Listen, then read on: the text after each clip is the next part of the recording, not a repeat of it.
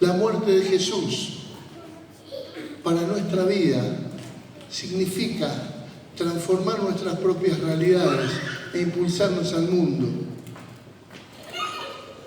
para que la influencia de la Iglesia sea insoportable, ingobernable, que sea imposible de detener.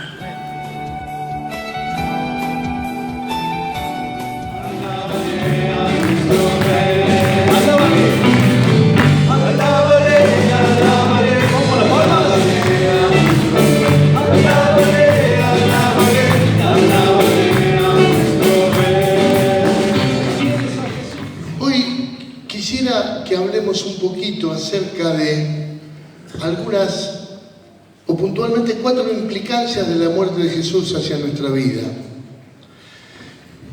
Uno sabe, tienen claro que la muerte de Jesús nos ha salvado, que ha pagado por nuestros pecados, que sin muerte no iba a haber reconciliación con Dios. Pero yo quiero hablarles en esta tarde de 4 hechos significativos que pasaron cuando Jesús murió y que también quizás son una imagen en un punto, en otro punto son una obligación, pero son 4 cosas que deberían estar presentes en nuestra vida si realmente somos discípulos de Cristo y somos fruto de esa muerte de Jesús. Y quisiera que leamos Mateo 27 del versículo 32 al 56. Cuando salían, hallaron a un hombre de Cirene que se llamaba Simón. A este obligaron a que llevase la cruz. Y cuando llegaron a un lugar llamado Gólgota, que significa el lugar de la calavera, le dieron de beber vinagre mezclado con hiel, pero después de haberlo probado no quiso beberlo. Cuando le hubieran crucificado, repartieron entre sí sus vestiduras, echando suerte para que se cumpliese lo dicho por el profeta. Partieron entre sí mis vestidos y sobre mi ropa echaron suerte. Y sentado le guardaban allí y pusieron sobre su cabeza su causa escrita: este es Jesús, el Rey de los judíos. Entonces crucificaron con él a 2 ladrones, uno a la derecha y otro a la izquierda, y los que pasaban le injuriaban, meneando la cabeza, diciendo: tú que derribas el templo y en 3 días lo reedificas, sálvate a ti mismo, si eres hijo de Dios, desciende de la cruz. De esta manera también los principales sacerdotes, escarneciéndole con los escribas y los fariseos y los ancianos, decían: a otro salvó, a sí mismo no se puede salvar. Si es el Rey de Israel, descienda ahora de la cruz y creeremos en él. Confío en Dios, líbrele ahora si le quiere, porque ha dicho: soy hijo de Dios. Lo mismo le injuriaban también los ladrones que estaban crucificados con él. Y desde la hora 6ª hubo tinieblas sobre toda la tierra hasta la hora 9ª. Cerca de la hora 9ª Jesús clamó a gran voz diciendo: Elí, Elí, lama sabactani, esto es: Dios mío, ¿por qué me has desamparado? Algunos de los que estaban allí decían al oído: a Elías llama a este. Y al instante corrieron, uno de ellos tomó una esponja y la empapó en vinagre y poniéndola en una caña le dio de beber. Pero otros decían: deja, veamos si viene Elías a librarle. Mas Jesús, habiendo otra vez clamado a gran voz, entregó el Espíritu. Y aquí el velo se rajó en 2, de arriba abajo, y la tierra tembló, y las rocas se partieron. Y se abrieron los sepulcros, y muchos cuerpos de los santos habían dormido, se levantaron, y salieron de los sepulcros después de la resurrección de él, y vinieron a la ciudad santa, y aparecieron a muchos.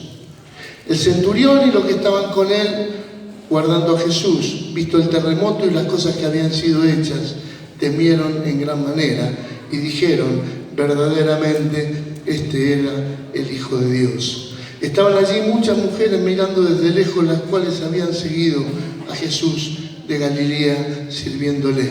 Entre ellas estaban María Magdalena, María la madre de Jacobo y José y la madre de los hijos de Zebedeo. Es un relato que conocemos, un relato que hemos tenido. Cambiamos esto. ¿Estamos ahí? Gracias.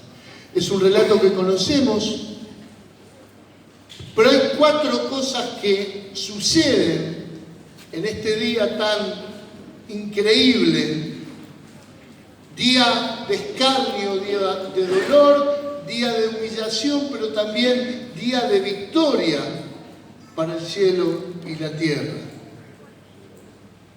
Lo primero que quiero resaltar es lo que expresa en primer lugar, y es la oscuridad. Dice que desde la hora sexta hubo tinieblas sobre la tierra hasta la hora novena.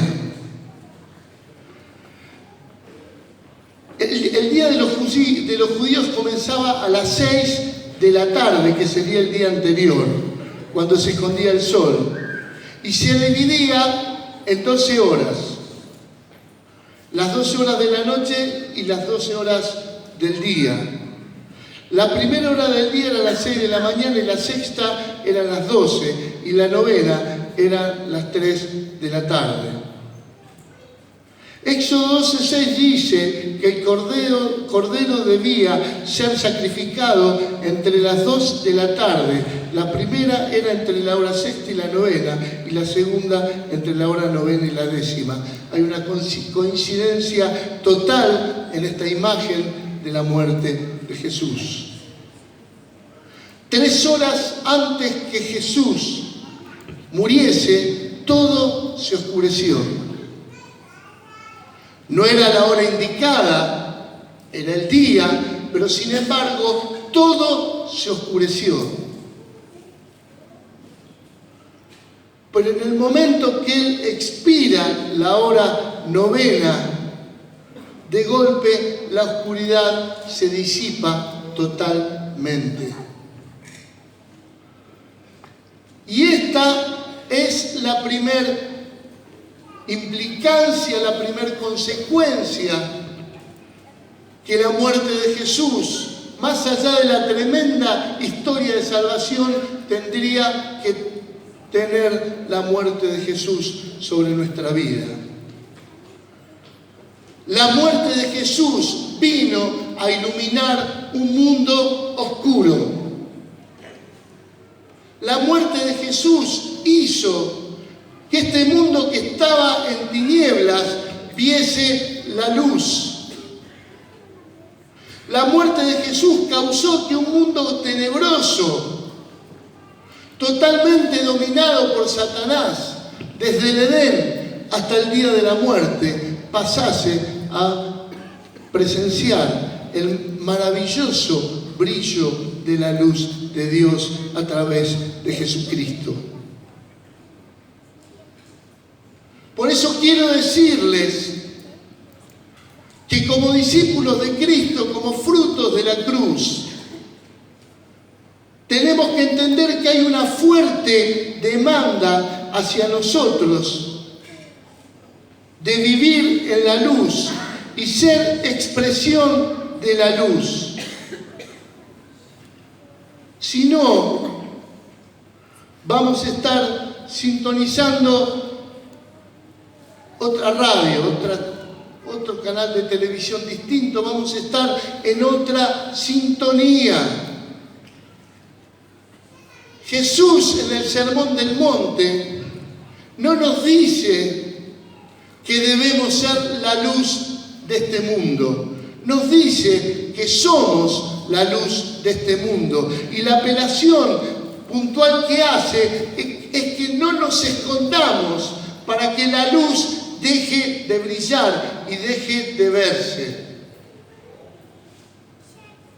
Es imposible que un hijo de Dios que camine de acuerdo a la voluntad de Dios, en comunión perfecta con el Señor a través de la sangre de Jesucristo, no ilumine. No ilumine. La única razón por la cual yo puedo dejar de ser luz es cuando esta comunión con Dios se corta por la presencia de mi propia carnalidad, de mi indisposición a entender que a través de la cruz de Cristo muero a mí mismo y me transformo en otra persona diferente. No se trata de ser mejores, le estoy diciendo cosas que ustedes recontra saben, y soy consciente de esto. Pero se lo estoy diciendo a ustedes y me lo estoy diciendo a mí. Dios no vino a mejorar nuestra vida.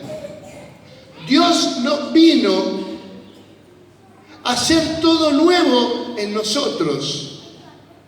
A que de golpe una vida oscura, sórdida, se transforme en luz para este mundo oscuro. El problema es que a veces corremos el riesgo de enamorarnos de algunas facetas personales de nuestro carácter que no están de acuerdo con Dios. Y perdemos el rumbo y dejamos de ser luz. Y esto no es prerrogativa para los que recién se convierten o para los que hacen sus primeros pasos en el Señor. Es un riesgo para todos. Perder esta capacidad de iluminar.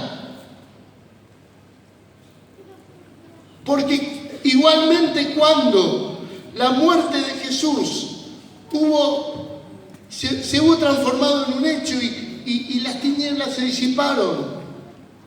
Cuando se hace presente un discípulo de Cristo en medio de la oscuridad, las tinieblas también se disipan. Necesariamente. Un verdadero discípulo de Jesús, aquel que ha experimentado la muerte de su yo, donde va, ilumina. Donde está, ilumina. Y saben una cosa, iluminar no es herir. Iluminar es dar color a las cosas, dar una voz de esperanza, dar las verdades del reino que, dadas por un Hijo de Dios que ilumina, se convierten en buenas noticias. Ahora, cuando yo experimento la terrible consecuencia de dejar que mi propia carnalidad crezca, la verdad es que yo digo, para nadie van a ser atractivas. Porque Dios nos llama a ser, no a hacer. Dios quiere que seamos. Y la muerte de la cruz de Cristo es un llamado a que seamos la luz de este mundo. A que disipemos las tinieblas. Ahora, hermanos, es tan precioso poder tener relación con hombres y mujeres que son luz. La impresión que causan, la sensación que causan aquel que está viviendo en tinieblas es tremenda. Porque no se convierten en un riesgo, se convierten en algo atractivo. Que la gente podrá seguir o no podrá seguir, pero que en definitiva el que no lo sigue va a lamentar no seguirlo. Porque representa una atracción tremenda.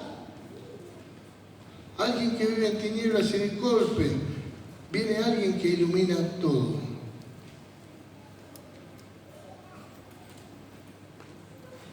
Hace poquito tuvimos el gusto de hacer una inauguración en un lugar donde tenemos allí, veníamos dando vueltas con el tiempo inauguramos la Plaza de la Paz en el barrio donde estábamos trabajando y estaba el presidente del Consejo Municipal y la concejala autora del proyecto. Y saben ustedes cómo son los políticos. Empezaron a hablar de la gestión y de todo esto y habíamos dos pastores que estábamos hablando y nos encargamos de decir, miren, por más que los políticos digan que esto fue obra de Dios.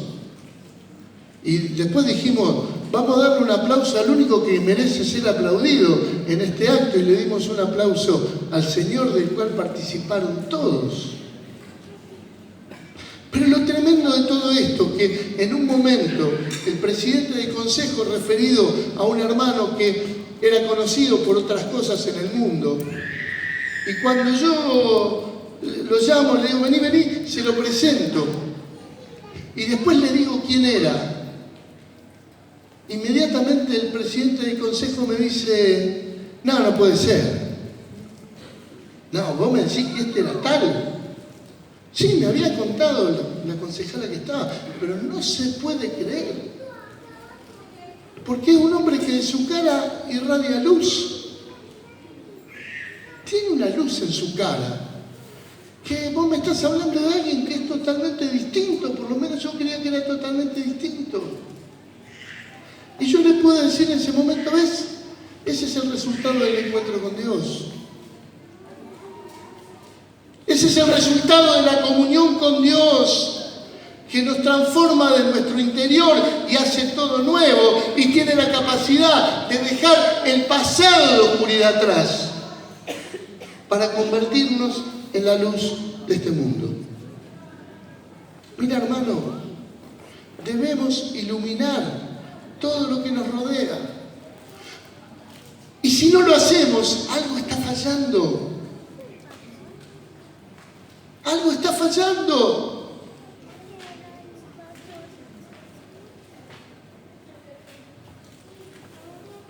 Debemos hacer huir las tinieblas de nuestra vida, necesariamente. No podemos convivir con pecados ocultos, con situaciones sin resolver, que en definitiva están mostrando algo que yo no soy. Porque escúchame lo que yo te digo. Lo que yo puedo mostrar fingiendo no es demasiado mejor que lo que yo realmente soy. ¿Se entiende lo que estoy diciendo? Yo puedo fingir que no hice lo que hice. Esa imagen que da el fingimiento no es mejor que la imagen que daría si realmente reconozco mi mal, me arrepiento y me vuelvo a Dios. No dejemos que las tinieblas avancen sobre nuestra propia vida. Mantengamos nuestras cuentas cortas con Dios, con nuestros hermanos. Seamos personas que abran el corazón a los hermanos. A través de la apertura de mi corazón, yo entro en luz con el cuerpo. Eso es lo que dice la palabra. Si andamos en luz, como Él está en luz, tenemos comunión unos con otros. Y la sangre de Cristo, su Hijo, nos limpia de todo pecado. Este fluir de vida se produce cuando yo ando en luz. Hay un hermano muy querido por nosotros, que hay muchos que tenemos de pasado sórdido, pero este tenía realmente un pasado muy complicado. Y él lo primero que hizo cuando me conoció es sentarme, abrir su corazón y me confesó todos sus pecados. Y un día me dice, Claudio, necesito hablar con vos. Y le digo, sí, ¿qué te pasa? Mirá, yo quiero que vos me permitas pararme delante de la congregación y decirle a todos los hermanos todo lo que yo hice cuando estaba en el mundo. Porque me doy cuenta que me tratan demasiado bien. Y la gente tiene derecho a elegir si se quieren relacionar conmigo o no, sabiendo quién realmente yo soy. La verdad lo saqué de vuelo, pero me encantó la actitud. Le dije, pero si vos ya estás en luz, ¿vos quién te crees que son todos los que te acompañan crees que son San Francisco de Asís, un cóctel de San Francisco de Asís con la Madre Teresa de Calcuta. Cada uno tuvo sus pecados que arrepentirse y lo confesaron como vos lo hiciste. Pero ¿sabés qué me encantó? El deseo de su corazón de que no haya oscuridad. Y él es un hombre que vive continuamente tratando de estar al día. Y él usa esta expresión, estar en luz. ¿Y sabes por qué ilumina? Por eso. Porque alguien que tiene oscuridad en su interior no puede iluminar. El que tiene oscuridad apaga la luz que hay en su interior. Y nuestra responsabilidad es dejar ver la luz en un mundo oscuro. ¿Sabés que es la tarea de los discípulos más fácil que hay? Estamos viviendo un tiempo donde la luz resplandece porque la oscuridad es cada vez peor. Y un discípulo de Cristo que tiene viva la presencia de Dios en su interior y que refleja la muerte de Cristo en su interior es luz sin que se lo proponga. En la época cuando yo me convertí, lo digo mucho, pero la moralidad del mundo era mucho menos terrible que lo que es ahora. Había cosas que para la iglesia estaban mal y para el mundo estaban mal también. Hoy es todo lo contrario. El mundo está decidido a autodestruirse.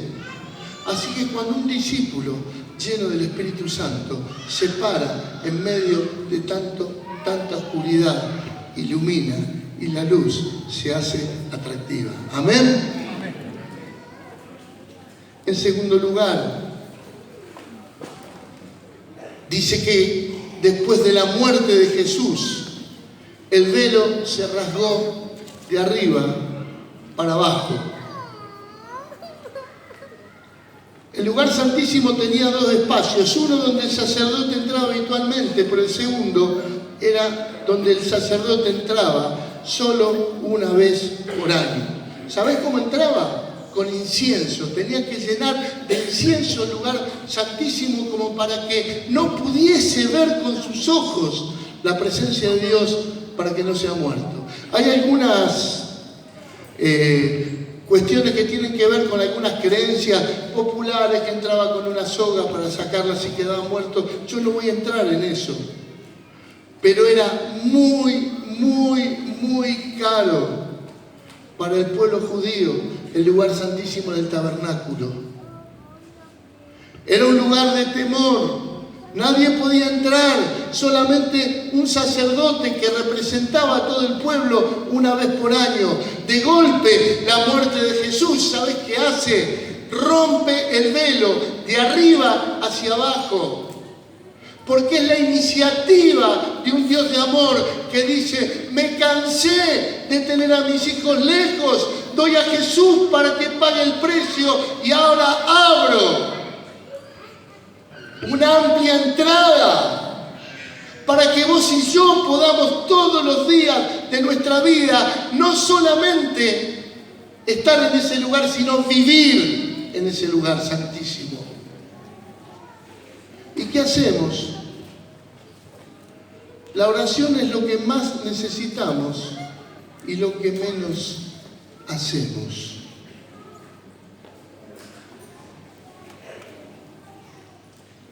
No debemos acostumbrarnos a la relación fría, ritual con Dios.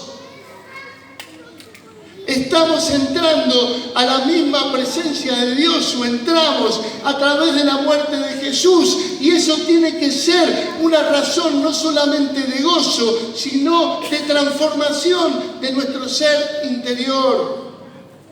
No es otra cosa. Si vos conocés otra cosa, no tiene nada que ver con lo que es la presencia de Dios en nuestra vida.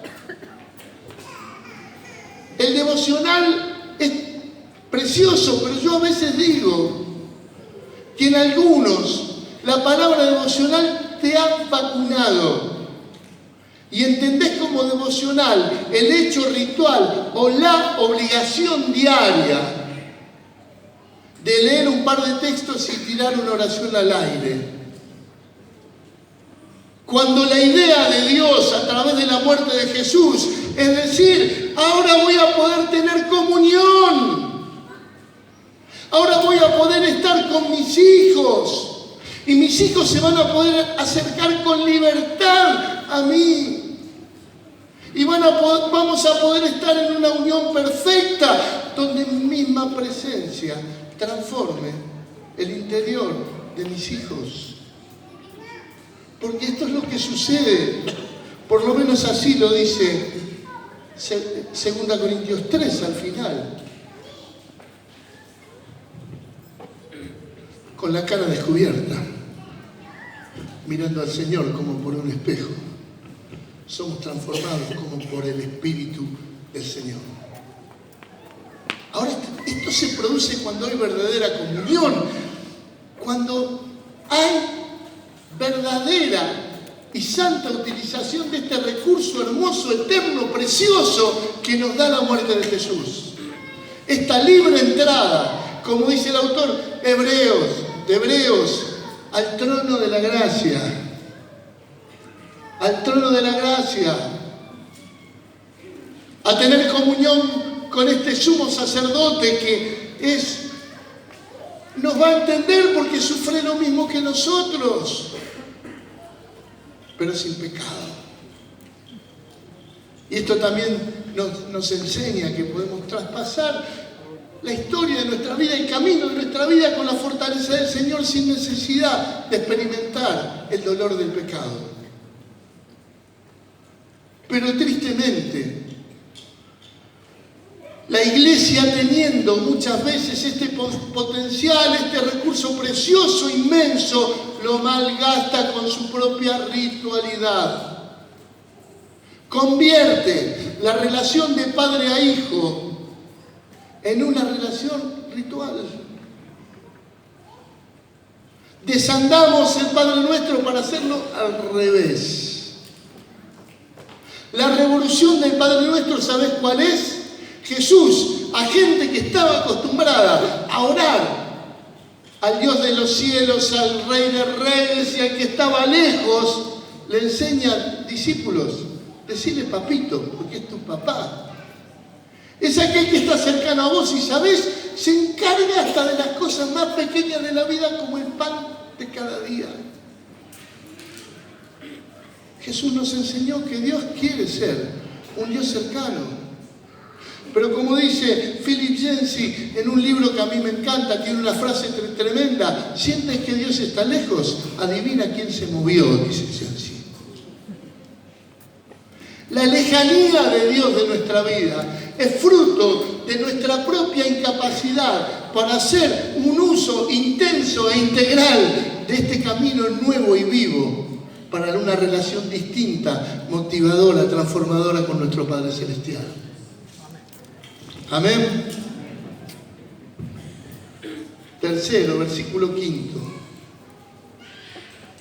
Dice que la tierra tembló y las rocas se partieron.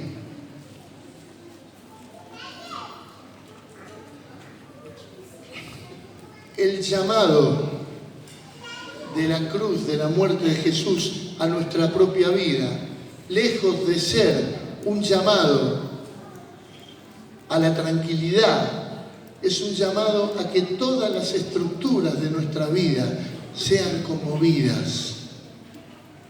Todo sea puesto en tela de juicio para que el gobierno de Dios se haga efectivo en nuestra vida.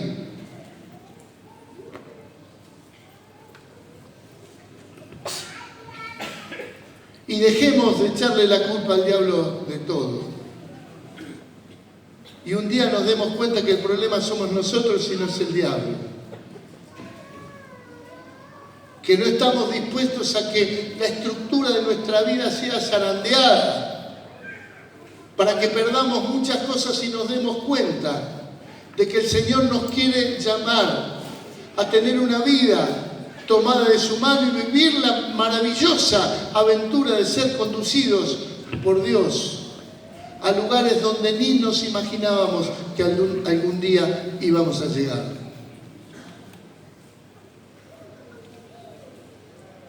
Nunca le pregunté esto a Cacho, no se me ocurrió preguntarle, pero yo estoy seguro que si yo le pregunto, Cacho, el día que se casó y comenzó su ministerio, esperaba que le pasen todas las cosas que le pasaron en la vida. Sé que la respuesta es que no. Porque a veces somos llamados a tener, yo digo, a veces le digo a mi esposa, nosotros tenemos una vida de libro, pero no por lo bueno, porque hemos pasado tantas cosas, tantas situaciones, de las que son motivo de gozo y las que son motivo del llanto profundo. Pero un día entendimos que si yo quería tener una vida tranquila, lo último que podía ser es un discípulo de Cristo. Porque Dios iba a empezar a mover las estructuras que me mantenían estático para poder y permitirme que yo vea su gloria en mi vida y en la vida de otros. Si vos no has experimentado el terremoto en tu vida, algo está pasando. Porque la muerte de Cristo, esa muerte que experimentás vos a través del bautismo, como dice el apóstol Pablo, va a hacer que venga un verdadero terremoto sobre tu vida. Y te des cuenta que tus sueños y tus anhelos muchas veces son cambiados. Porque Dios tiene pensamientos de paz y pensamientos mucho mejores para tu vida. Quedar simplemente con lo que nosotros planeamos que está bastante bien. Y Dios te dice, mirá, yo tengo mucho más. Pero hay un tema, va a venir un terremoto. Me gusta escucharlo a Jorge cuando cuenta cómo él dejó la carrera de ingeniería que ni siquiera llegó a empezar para dedicarse al pastorado. Mente brillante si las hay, la de Jorge. Cruzaba la avenida para ir a anotarse y en el medio de la avenida el Señor le habla y le dijo, no quiero que estudies ingeniería. Imagínate. Por supuesto que a la distancia de los años lo cuenta como un hecho más, pero en ese momento, es un terremoto. ¿Pero por qué, Señor? ¿Cómo es esto? Mira, yo me acuerdo, me estafaron cuando era chico, era 24 años, tengo 57, con una casa. Y nosotros habíamos recibido palabra de parte de Dios que esa casa, ese departamento iba a ser nuestro y que gloria a Dios y que la palabra del Señor y que estábamos contentos hasta que me crucé con un profeta de Estados Unidos, de Texas. Que en una ocasión yo me acerqué y le dije, bueno, quiero que ores por mí. Y me preguntó, ¿por qué querés que ores? ¿Por esto de la casa y qué sé yo? Y él me dijo, no voy a orar por eso. Y me empezó a profetizar de un ministerio que aún ni siquiera yo quería. Y que Dios lo fue cumpliendo. Pero ¿sabes cuál fue la frutilla del postre? Tomando acá el dicho de mi amigo. Y aparte, esa casa no va a ser tuya, la vas a perder. Dios te va a dar otra casa. Caminamos, no sé, 15, 20 cuadras con Daniela sin dirigirnos la palabra. Nos había agarrado el terremoto. Y nuestros sueños, lo que habíamos pensado, cómo habíamos pensado el departamento que teníamos, cómo lo íbamos a arreglar, ¿sabés qué pasó? Se hizo triza. ¿Y sabés qué pasó? A la semana salimos con bandera de remate del departamento. ¡Qué momento! Estaban haciendo la Meli trajo también toda una situación tan difícil porque ella estuvo 15 días muy mal muriéndose hasta que Dios la sanó. Y nosotros sentimos que toda nuestra vida se hacía trizas. Porque sobre perder el departamento, tener que estar viviendo con nuestros suegros, Melissa que nacía con este problema, con la incertidumbre de saber lo que Dios va a hacer. Dios sacó gloria de donde quieras. Al mes estábamos en otra casa. Melissa fue totalmente sanada. Pero tuvimos que experimentar el terremoto. Cuando se te empiezan a mover las cosas en la vida, no busques los dinteles de la puerta inmediatamente o salir corriendo al medio de un parque donde podés quedar a salvo. Porque este terremoto de la muerte de Cristo sobre tu vida es un terremoto que te va a bendecir. Que tiene la capacidad de quitar de tu vida todo lo que te estorba. ¿Sabes una cosa? Yo creía que yo podía ver todo, pero muchas veces no tenemos la capacidad de discernir los estorbos que se presentan en medio de nuestra vida. No tenemos la capacidad. Porque tenemos una visión limitada, no podemos ver lo que no se ve, estamos mirando lo que se ve, y hay veces que cosas que nos seducen y que no están mal, pero sin embargo son estorbo, hoy, mañana o pasado. Y cuando viene la efectiva muerte de Cristo y empieza a ser un terremoto en tu propia vida, eso que tanto querías empieza a desvanecer. Eso que por lo cual trabajaste y compraste. A mí me robaron, yo la he pasado también, ¿no? Pero 2 veces me robaron autos y no era el momento donde decía, bueno, ahora voy y me compro otro, ¿no? Estuve la primera vez que me robaron el auto 8 años sin auto. 8 años. Y la verdad que me quejé, ¿eh? Pero Dios me enseñó tanto, tanto. Está dispuesto a que Dios ponga en tela de juicio todas tus propias seguridades, hermano, porque si no, no vas a ir a ningún lado.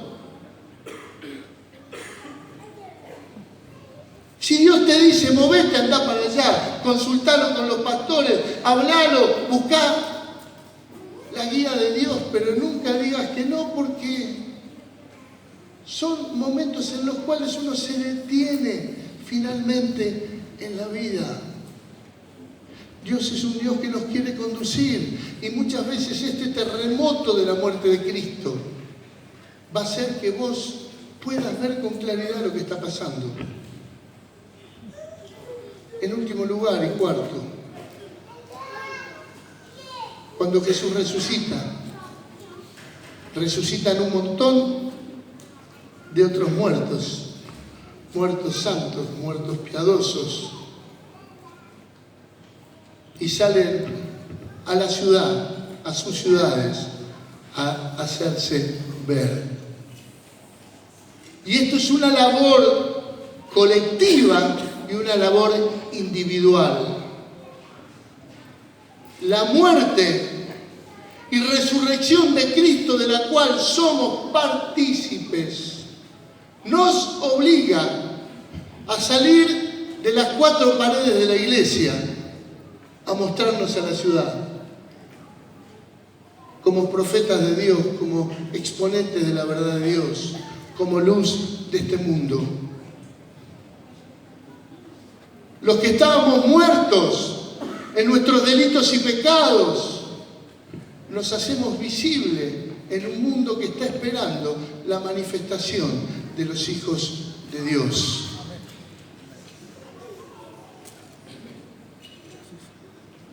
Y esto no quiere decir exclusivamente que como en temas tan conflictivos como los que estamos pasando, como aborto, como y si la iglesia se haga presente, creo que se tiene que hacer presente. Pero si nosotros creemos que es exclusivamente esto, le erramos. Porque haber resucitado y salir a las ciudades a hacerse ver significa que tengamos la capacidad de hacer visible como iglesia el amor de Dios para este mundo perdido. Y esto no se hace simplemente con palabras. Esto se hace con un corazón inundado por el amor de Dios que comienza a amar y por lo tanto da lo más importante que tiene, que es la verdad del reino de Dios. Yo quiero decir algo con mucho cuidado y por favor tómenme esto con mucho cuidado. Yo me convertí a Cristo cuando tenía 13 años.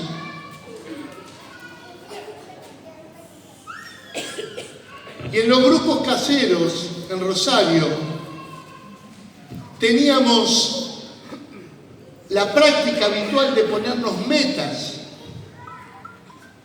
Y muchas veces la meta era predicarla uno por semana. Y yo he tenido, puedo contarles algunas experiencias muy interesantes de conversiones y de gente que me encontré después de 30 años de haberle predicado. Pero yo mirando ese tiempo también me acuerdo de cuántas veces mi predicación tenía olor más que amor a salvar mi propio pellejo, mi propio orgullo, cuando en el grupo familiar me preguntasen si yo le había predicado a alguien.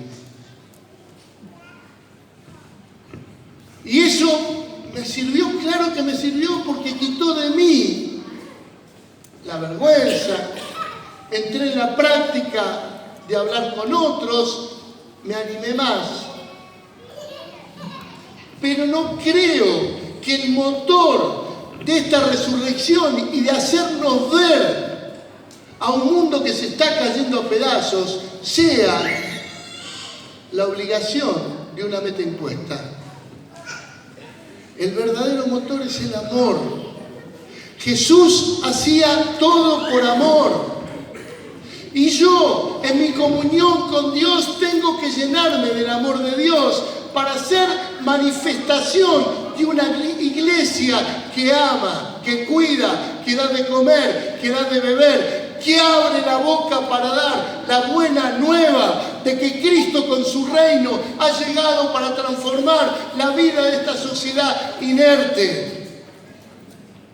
Si yo no entiendo esto, no voy a ser parte de la carga profunda del corazón de Dios por cada uno de los que muere sin Cristo cada día. Simplemente lo voy a hacer por la obligación. Y hablábamos en mi comunidad de este maravilloso texto de 1 Corintios 13 cuando habla del amor. Y en síntesis está diciendo, nada tiene sentido cuando el amor no es el motor. Nada.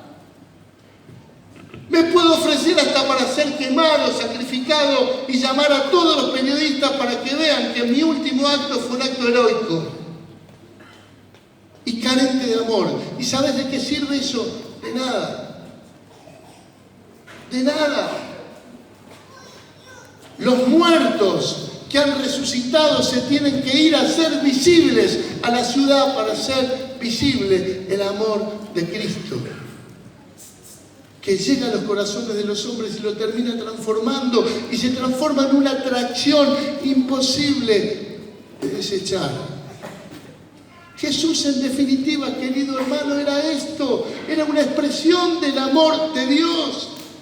Y tantas veces lo hemos dicho, pero nos cansamos de decirlo. Él sanaba porque amaba, daba de comer porque había la gente que tenía hambre y los amaba y quería que se vayan con la panza llena.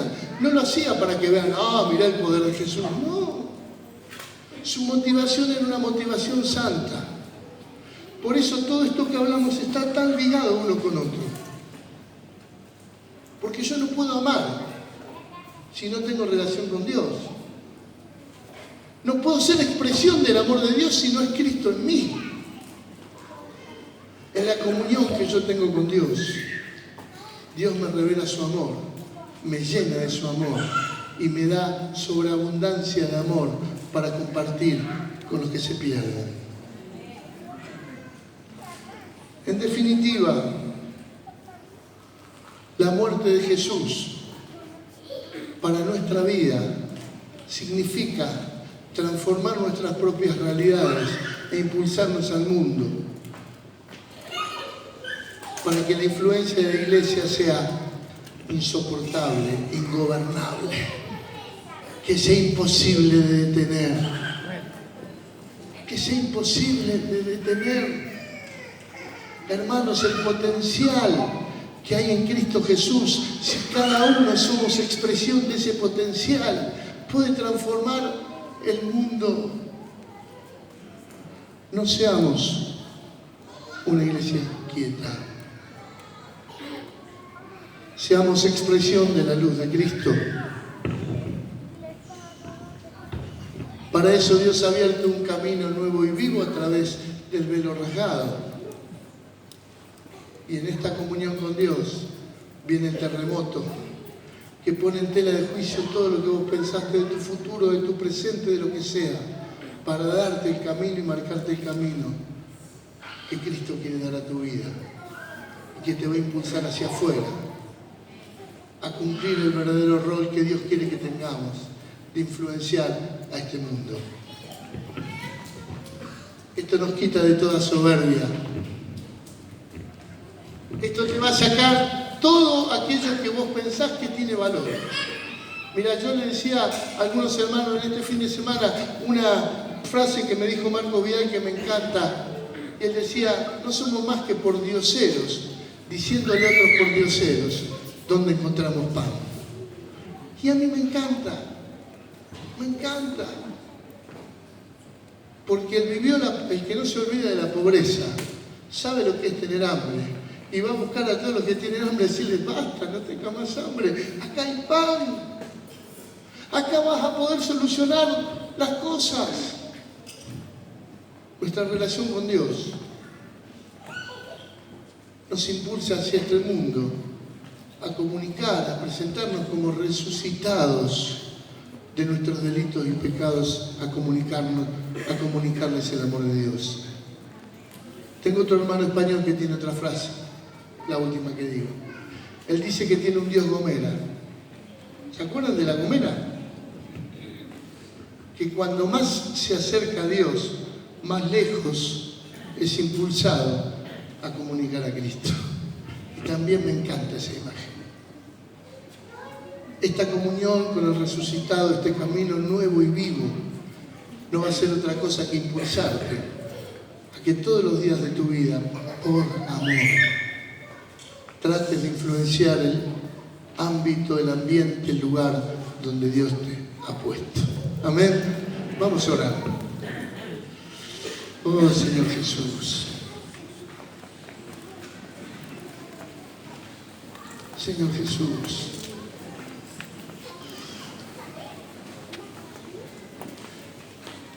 Influéncianos nuevamente en esta noche con las verdades de tu muerte en la cruz. Ilumina la vida de aquellos hermanos que hoy, a pesar de caminar contigo, están en tinieblas. Y ellos saben que hay algo que en algún punto de camino les ha hecho perder el rumbo.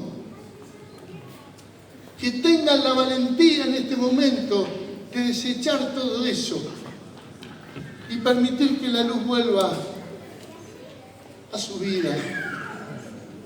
Señor, que como discípulos de Cristo valoremos y nos entusiasmemos con este velo roto que nos hace ver que no hay más impedimento para la comunión con el Padre. Y que en esta comunión se ponga en tela de juicio todos nuestros proyectos humanos, nuestras metas. Y este terremoto que sucedió haga mover los cimientos de nuestra vida para que entendamos cuál es tu propósito para nosotros. Y como muertos nos presentemos a este mundo con tus verdades, con tu amor, con tu abrazo, para cambiarlo. Señor Jesús, en definitiva te pedimos que tus sueños sean nuestros sueños de ahora en más. Que lo que vos querés para nuestras vidas, para Río Tercero, para Rosario o cuanta ciudad esté representada en este lugar, tus sueños sean nuestros sueños. Señor, qué triste es ver a veces cuánto tiempo perdemos en pujas personales, en contiendas sin sentido, en defender nuestro propio pellejo, mientras el diablo se hace un festín con nuestros jóvenes, con nuestros adolescentes, sumiéndolos en la droga, en el pecado, en la inmoralidad. Que seamos una iglesia viva, que se presente como una manifestación clara del amor de Dios. Señor, cuenta conmigo. Yo sé que mis hermanos te están diciendo lo mismo. Cuenta con nosotros, Señor. Cuenta con nosotros. Está a nuestra disposición para servirte. Está a nuestra disposición para escuchar tu voz y para ser conducidos por vos. En el nombre de Jesús.